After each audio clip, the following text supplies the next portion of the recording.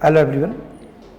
कल हमने स्टार्ट किया था चैप्टर नंबर 14 आईबीसी 2016 के बारे में अपन बात कर रहे थे। तो आईबीसी 2016 कैसे इवॉल्व हुआ वो अपन ने देख लिया था। एक इंपॉर्टेंट डिफरेंस अपन ने कल क्लास के अंदर बात कर लिया था कि एक्ट एंड कोड में क्या डिफरेंस होता है। आज हम बात करने वाले हैं कि जो आईबीसी 2016 जो बनाया गया इसके पीछे पर्पस क्या थे। वैसे इनडायरेक्टली बातों में कल तो कुछ बातें तो मैंने बताई दी थी। एक ऑब्जेक्टिव तो आपको पता है कि अलग अलग लॉज बने हुए हैं, इंडिविजुअल पार्टनरशिप फर्म के लिए अलग बना हुआ है, कंपनीज के लिए अलग बना हुआ है, तो हर पर्सन के लिए अलग अलग बना हुआ है। तो सारे पर्सन को एक ही जगह डाल दिया। मीन हमने क्या कर दिया, कंपाइल कर दिया। Whether you are individual, whether you are partnership firm, whether you are company, whether you are LLP, whether you are any person. तो यदि कोई भी पर्सन के लिए इंसॉल्वेंसी की बात हो या लिक्विडेशन की बात हो, कोई भी बात हो, तो अब एक ही लॉ एप्लीकेबल होगा, दैट इज आईबीसी 2016। एक ऑब्जेक्टिव तो आपको पता ही है। दूसरी बात, इंसॉल्वेंसी लाइक है बीमारी, और बीमारी जितनी ज्यादा लंबी चले उतनी बढ़िया रहती है। फास्ट बीमारी का एक रूल होता है, फास्ट रिजॉल्व होनी चाहिए। कभी कभी आपने नोटिस किया होगा, यदि आप कभी ज्यादा दिन तक बीमार जाते हो तो आप अजीब सा एटीट्यूड हो जाता है, इरिटेशन हो जाती है।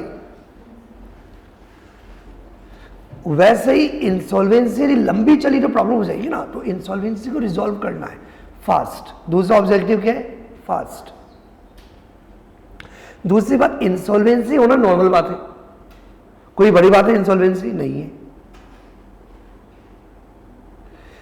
क्योंकि भैया आप बिजनेस करोगे और बिजनेस का मतलब ही क्या होता है, फेल। एक्चुअली ये 12th की वजह से फेल एक गंदा वर्ड बन गया है। फेल हो गए, फेल हो गए, फेल हो गए। फेल बहुत अच्छी चीज होती है जब कैसी बातें करते हो, क्योंकि फेल का फुल फॉर्म पता है आपको, first attempt in learning. Fail का मतलब क्या होता है, first attempt in learning. Fail कुछ होता ही नहीं है, there is nothing like a fail. सब ये बातें क्यों कर रहे हो, क्योंकि एक्चुअली जो बिजनेस होता है ना वो आइडिया पे बेस्ड होता है, कुछ इनोवेशन पर बेस्ड होता है। आप कुछ नई टेक्नोलॉजी लेके आ रहे हो, आप कुछ नया लेके आ रहे हो, और यदि आप कुछ नया इनोवेशन या क्रिएटिव करते हो तो जरूरी थोड़ी हर क्रिएटिव आइडिया फ्यूचर में चलेगा।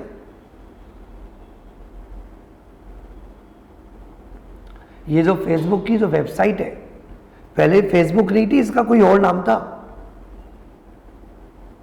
ओरिजिनली ये जो फेसबुक वाली जो वेबसाइट है, जिसका आपने नाम अब तो सभी से नहीं सुन रखा है, फेसबुक, ये एक डेटिंग वेबसाइट हुआ करती थी।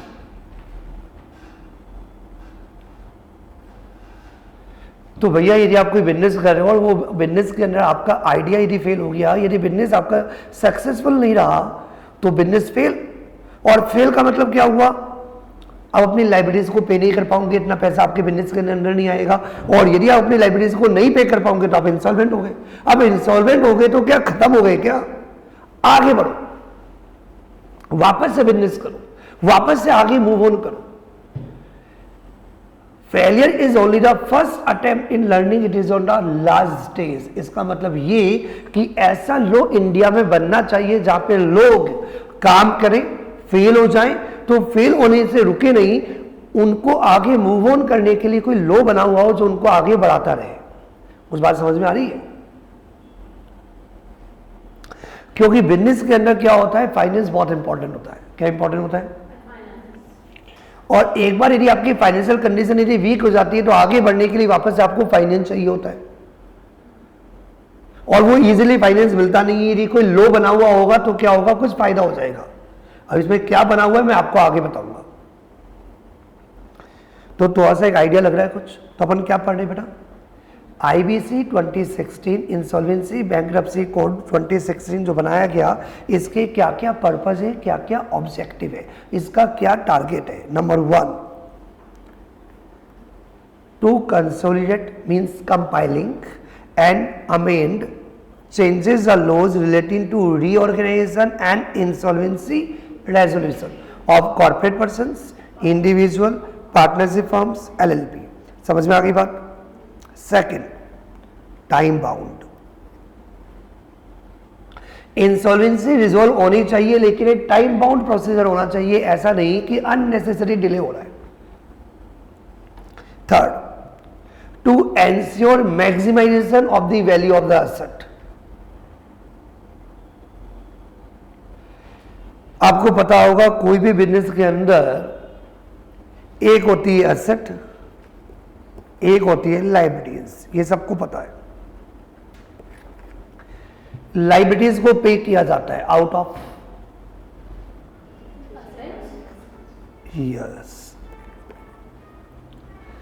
अल्टीमेटली जो भी आपकी लायबिलिटीज है, लायबिलिटीज बोला जाए तो जो क्रेडिटर्स है, तो जो भी आपके बिजनेस के अंदर क्रेडिटर्स है, लेंडर्स है, उधार देने वाले, जो भी आपकी लायबिलिटीज है जिनको आपको पैसा देना है, तो पैसा कहां से दोगे? From the asset. तो इसका मतलब आपको क्या करना है? एसेट को प्रोटेक्टेड करना है। क्या करना है?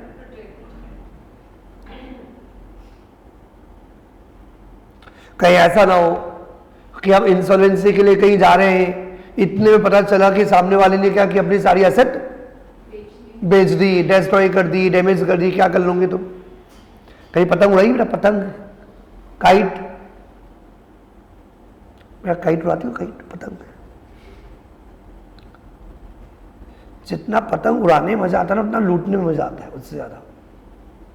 ये तो मेरा छत पे चली जाती है लूटने के लिए।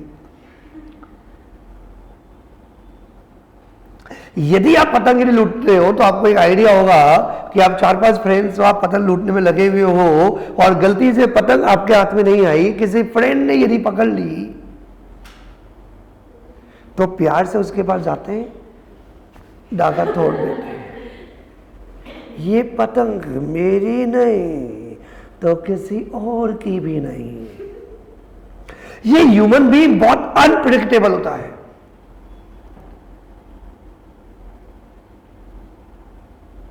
मैं फेल हूं कोई गम नहीं है, लेकिन फ्रेंड पास हो गया नींद नहीं आती। मतलब क्या कहना चाह रहा हूं? कुछ बात समझ में आ रही है नहीं आ रही है? तो जेलेसी फीलिंग होती है। इंसान थोड़ा अजीब टाइप का इंसान होता है, कुछ अजीब और गरीब है ह्यूमन बीइंग। इससे मैंने पतंग का एग्जांपल दिया जिससे आपको साइकोलॉजी समझ में आए। भैया क्रेडिटर्स बोलते हैं हम पैसा कहां से लेंगे? From the asset. और अब जब तक एसेट का नंबर आएगा उतने में वो पर्सन जिससे आपको पैसा लेना है, यदि वो सारी एसेट जला दे, डिस्ट्रॉय कर दे, डैमेज कर दे, तो मनी रिकवर हो पाएगी? वैसे भी हमारा जो मेन पर्पस है यहाँ पे मनी रिकवरी पे फोकस नहीं होता। हमारा जो मेन फोकस होता है वो इंसॉल्वेंसी रेजोल्यूशन पे होता है। हमारा जो मेन फोकस होता है वो ये होता है कि यदि बिजनेस सर्वाइव हो गया तो क्रेडिटर्स को पैसा मिल ही जाएगा।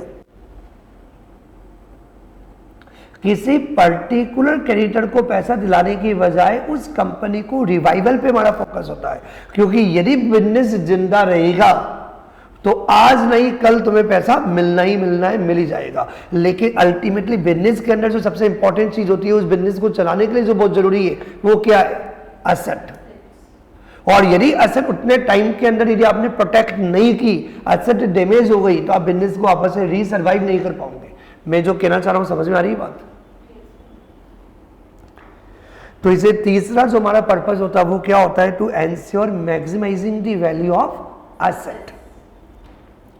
फोर्थ, जो मैं इतनी देर से बोल रहा हूं, मोदी जी ने जो बहुत बार लेक्चर भी दिया है, यदि तुम लोगों ने सुन रखा होगा, मोदी जी बोलते हैं सेल्फ एम्प्लॉयमेंट बढ़ना चाहिए, आत्मनिर्भर भारत। वो तो इंपोर्ट और एक्सपोर्ट के एंगल से बात करते हैं। उसके अलावा सेल्फ एम्प्लॉयमेंट होना चाहिए, लोग खुद बेरोजगार अपना खुद रोजगार ढूंढे, हर बंदा अपना काम खुद करे। बिजनेस बहुत छोटे छोटे बिजनेस है जो आप काम कर सकते हो। और इस वजह से आपने देखा होगा ये MSME नाम से रखा है, SBIL के अंदर आता है टॉपिक, ये बहुत ज्यादा प्रमोट किया जा रहा है, ये बजट में भी आता है। MSME उनके लिए रेगुलेशंस को इजी बनाया जाता है। क्यों? MSME का फुल फॉर्म पता है? क्योंकि जो भी बंदा बिजनेस करेगा, जैसे मैं या तुम जो भी अपन बिजनेस स्टार्ट करेंगे एक बार, तो किस फॉर्म में करेंगे? Micro small medium enterprises, self employment. तो यदि आप बिजनेस स्टार्ट करोगे तो जरूरी है कि आपका बिजनेस सक्सेसफुल ही होगा, क्योंकि बिजनेस जिस तरीके को आपने बिजनेस मान रखा है ना, वो बिजनेस नहीं है बेटा। वो भी मोबाइल की दुकान लेके बैठा, आप भी मोबाइल की दुकान लेके बैठे हो, मार्जिन नहीं है आजकल उसमें, उसमें कमाई नहीं है।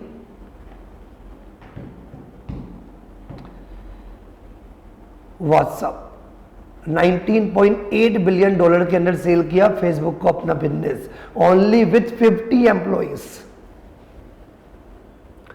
व्हाट्सएप 50 एम्प्लॉइज थे बिजनेस के अंदर, और उसने पूरा अपना बिजनेस व्हाट्सएप का फेसबुक को बेच दिया 19.8 बिलियन डॉलर में। Billion dollar, 1 billion is equal to 9 zeros, और ये प्राइस रुपीज में नहीं है, डॉलर में।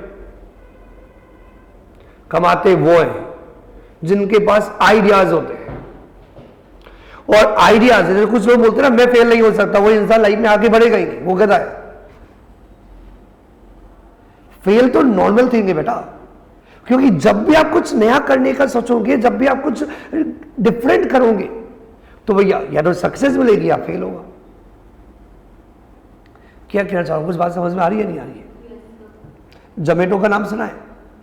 जोमेटो करते रहते हो, स्टार्टिंग के 3 साल तक लॉस में था वो बिजनेस, अभी लास्ट ईयर ही तो प्रॉफिट में आया है। ये वाली बात तो शायद पता होगी सबको।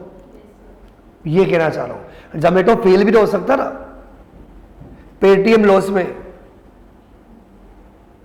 बिग बाजार तो बंद ही हो गया।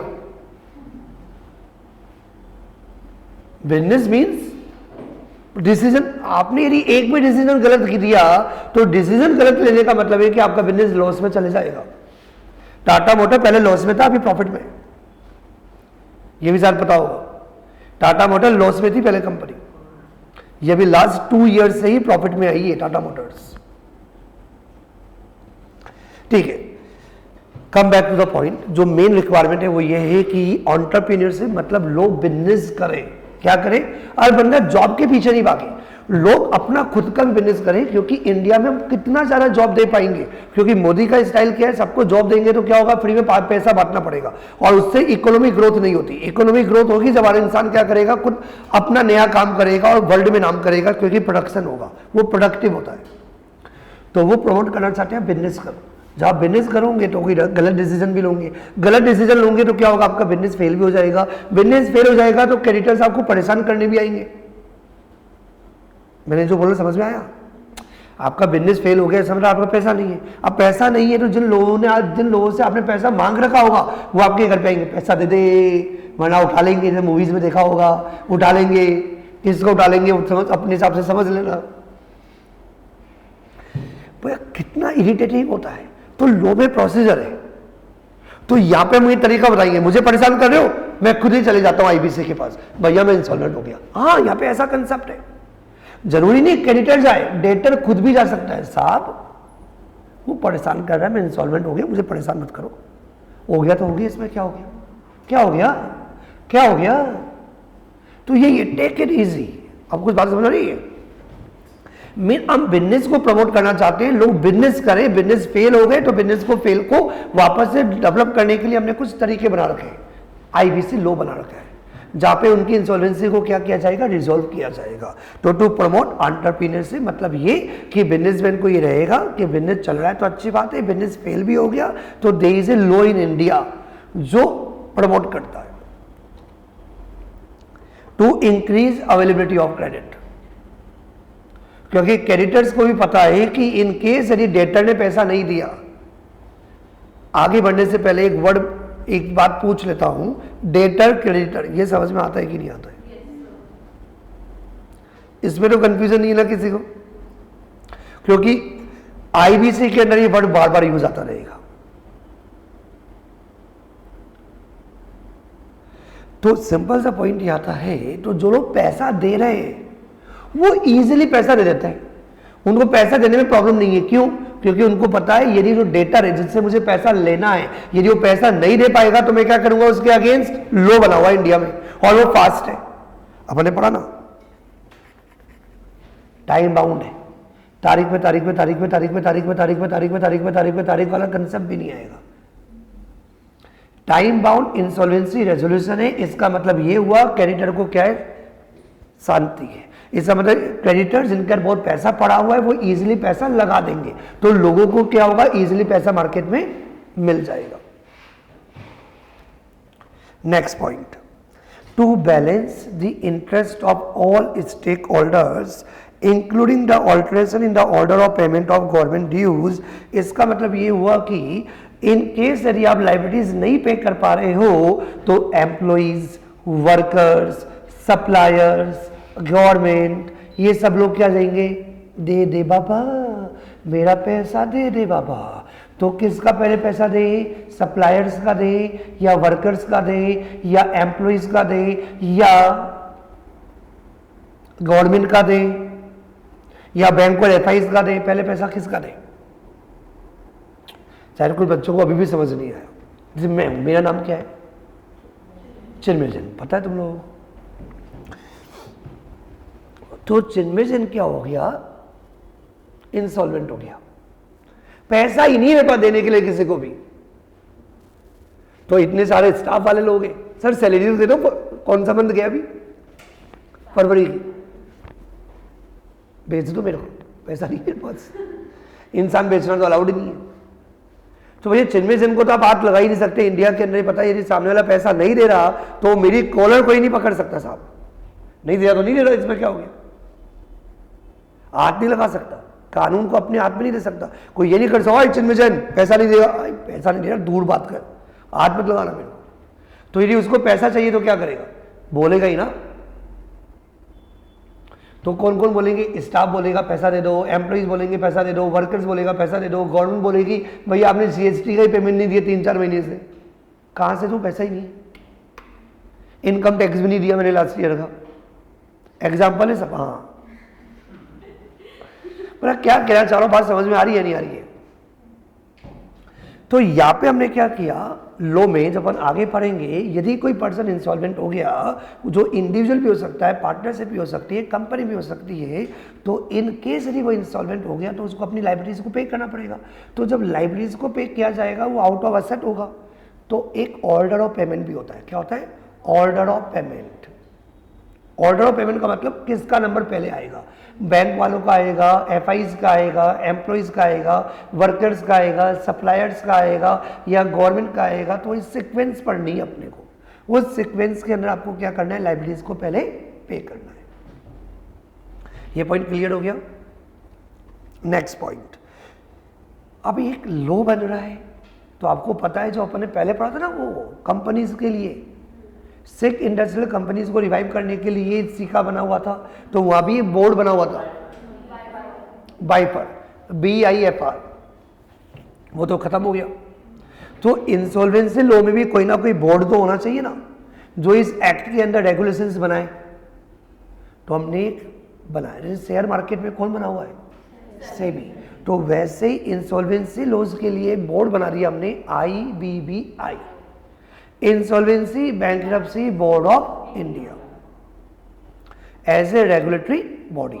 शेयर मार्केट की रेगुलेटरी बॉडी है सेबी, मनी मार्केट की रेगुलेटरी बॉडी है RBI, और वैसे ही हमारे यहाँ पे इंसॉल्वेंसी के लिए, बैंक्रप्सी के लिए रेगुलेटरी बॉडी है IBBI, insolvency bankruptcy board of India. And last point, to provide procedures connected and incidental matters. ये तो एक कॉमन आता है, यदि आपने बहुत सारे लॉज पढ़े होंगे, कंज्यूमर प्रोटेक्शन या कॉम्पिटिशन, में एक लाइन आती है, जो ये पॉइंट नंबर 1 से लेके पॉइंट नंबर 7 तक के जो ऑब्जेक्टिव से, इनसे कनेक्टेड ही कोई भी मैटर को प्रोवाइड करना। अब इंपॉर्टेंट पॉइंट, IBC 2016 में आपका टारगेट क्या है। पहले लिक्विडेशन की बात होगी, पहले इंसॉल्वेंसी को रिजॉल्व करने की बात होगी। तो यहां पे क्लियर किया गया है कि यदि कोई भी पर्सन इंसॉल्वेंट हो गया, कौन इंसॉल्वेंट हो गया, ये पर्सन कौन होता है, ये इंडिविजुअल हो सकता है, सोल प्रोप्राइटरशिप फर्म हो सकती है, partnership firm, LLP, company, body, corporate, कोई भी। तो यदि ये पर्सन क्या हो गए, इंसॉल्वेंट हो गए, तो इंसॉल्वेंट का मतलब ये नहीं है कि डायरेक्टली आप लिक्विडेशन की बात करोगे, नॉट पॉसिबल। अब यहाँ पे डायरेक्टली लिक्विडेशन होता ही नहीं है। क्या नहीं होता? लिक्विडेशन होगा ही नहीं। क्या होगा? यदि कोई भी पर्सन यदि इंसॉल्वेंट हो गया तो पहले उसकी इंसॉल्वेंसी को रिजॉल्व करने का पूरा ट्राई किया जाएगा, और जब ये डिसाइड हो जाएगा कि इंसॉल्वेंसी रिजॉल्व नहीं हो सकती है तो फिर मैटर कहाँ जाएगा? यदि कंपनी एलएलपी है तो लिक्विडेशन, और इंडिविजुअल पार्टनरशिप फर्म की इंसॉल्वेंसी फेल हो गई तो बैंकरप्सी। समझ में आ गई बात? तो as per IBC 2016 insolvency retreat हो जाती है। ट्रीट मतलब रिजॉल्व हो जाती है। तो यदि रिजॉल्व हो जाती है तो बहुत अच्छी बात है, मैटर क्लोज्ड, यही तो चाहते हैं हम।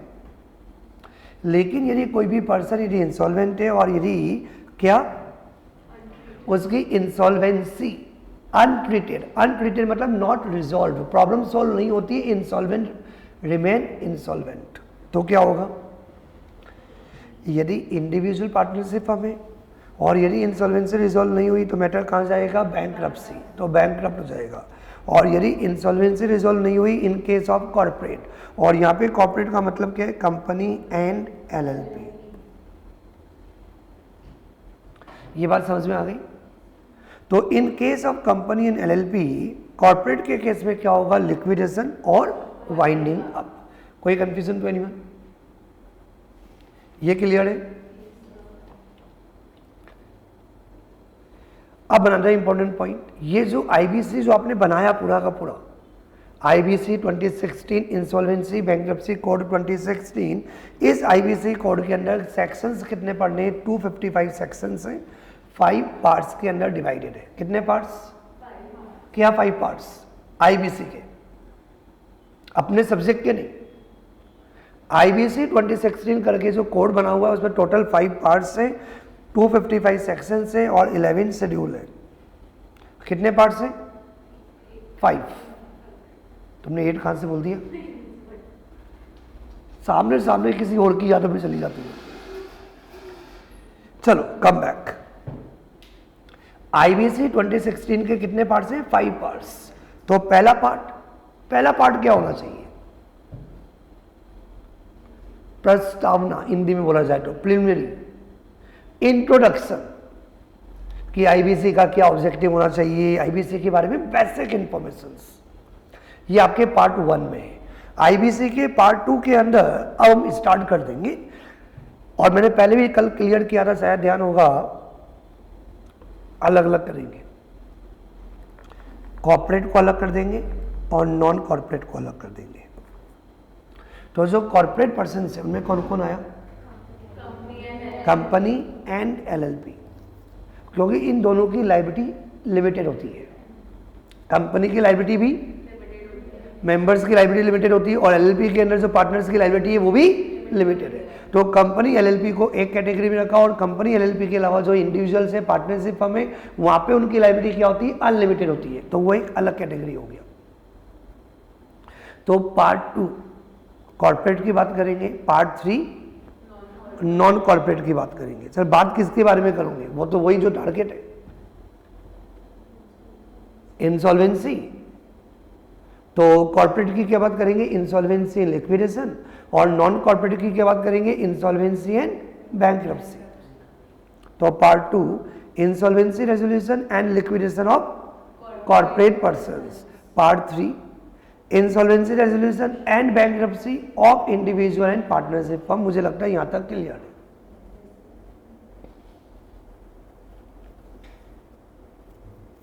सर क्या हो गया? कुछ सोच रहा हूं।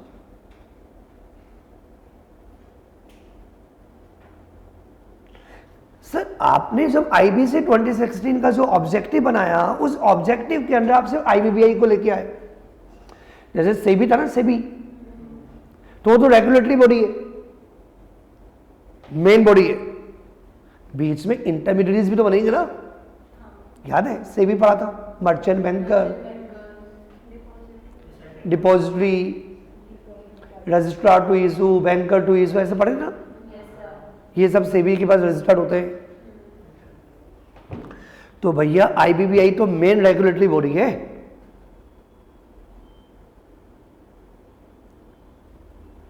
अब एक चीज बताओ, यदि कोई पार्टनरशिप फर्म या इंडिविजुअल्स या कंपनी इंसॉल्वेंट हो गया तो वो इंसॉल्वेंसी का मैटर देखेगा कौन? कोई ना कोई प्रोफेशनल बंदा तो बनाना पड़ेगा ना आपको। जैसे किसी कंपनी की स्टैट्यूटरी ऑडिट करनी है तो इसके लिए क्या होता है? सीए होता है। किसी कंपनी की सेक्रेटरी ऑडिट करनी है तो उसके लिए होता है कंपनी सेक्रेटरी। कॉस्ट ऑडिट के लिए कॉस्ट ऑडिटर। तो वैसे ही हमने क्या किया, यदि किसी भी कंपनी या इंडिविजुअल का इंसॉल्वेंसी का मैटर हो तो इंसॉल्वेंसी के लिए एक इंसॉल्वेंसी प्रोफेशनल बनाया जाए। क्या बनाया जाए? नहीं, हमारे पास रजिस्टर्ड होगा। रजिस्टर्ड हमारे पास होगा। हम कौन? Regulatory body. हम कौन? आईबीबीआई।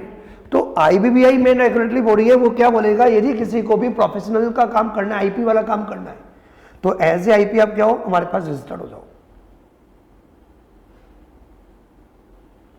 तो एक आईपी हो गया, फुल फॉर्म इंसॉल्वेंसी प्रोफेशनल।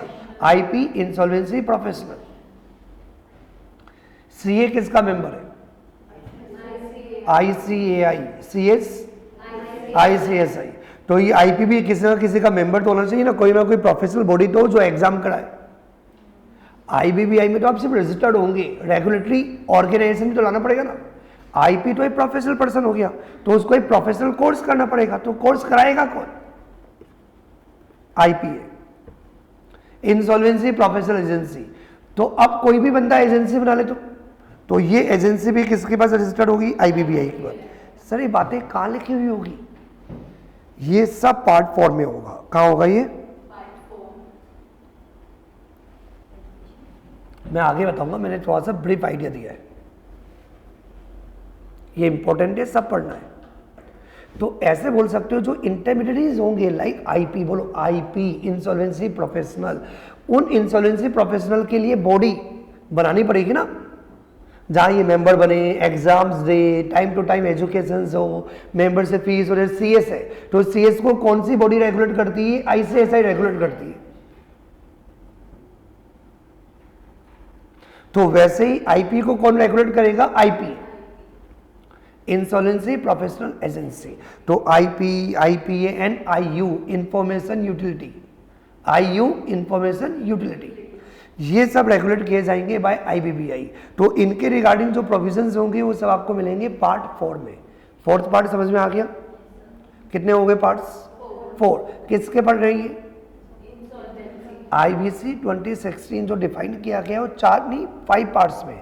तो 4 पार्ट्स अपने कंप्लीट हो गए। लास्ट पार्ट बच्चा कुचा, मिससेलेनियस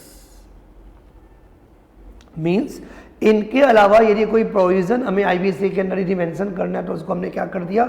मिससेलेनियस के फॉर्म में कवर्ड कर लिया। I think clear to everyone. अपना टाइम भी हो गया है तो जितना मैंने पढ़ाया उतना पढ़ के आना। By two all of you, have a good day.